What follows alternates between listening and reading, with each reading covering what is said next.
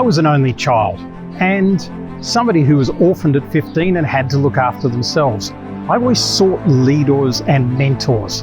But strangely enough, I never found them. I didn't find that Tony Robbins that everybody goes as their mentor or anything like that. I had to find the mentor inside me. And that led me on a journey to understand all the components of what I call conscious leadership. So, what is conscious leadership? What does it mean to you? And why do organizations need it in today's environment? Well, firstly, there are 3 attributes to conscious leadership.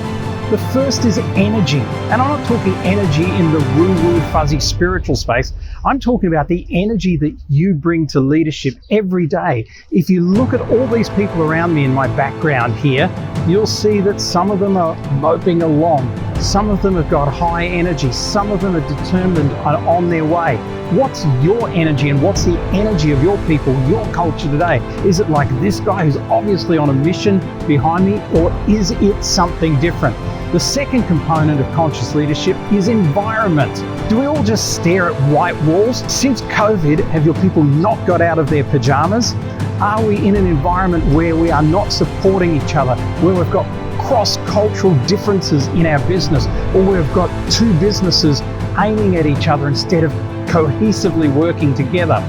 And the third thing brings into the scope of enterprise. And enterprise for me is not just what's happening in your team, it's about your strategic direction, it's about your vision, it's about what happens on a day-to-day basis that activates the initiatives that you set in your strategic plan and make sure that those actions happen. Not by putting people under the knife, but by them going, I can't wait to get to work today because I want to make this thing happen. The beautiful thing about conscious leadership is it's not a mission to save the world. It's a mission of every leader to do the deep inner work inside themselves so that they can turn up as the best version of themselves that day. And there are several outcomes from conscious leadership. One of them is that you'll create a purposeful vision, a vision with real purpose. You'll change from a competitive mindset to having a collaborative mindset. And thirdly, you will be looking at a values-based operation, not an operation that's just absolutely looking at strategic bottom lines all the time and making excuses to shareholders and your boss. The beautiful thing about this is that the outcomes will be that your business makes a difference every day and your legacy as a leader is going to be incredible.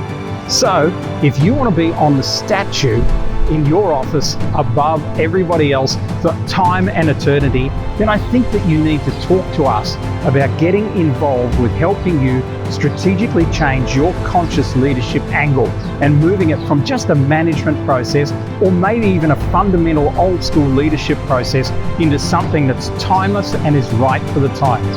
I'm Mike Handcock, and Lundy Jack and I are here to serve you with love. We'll catch you very soon.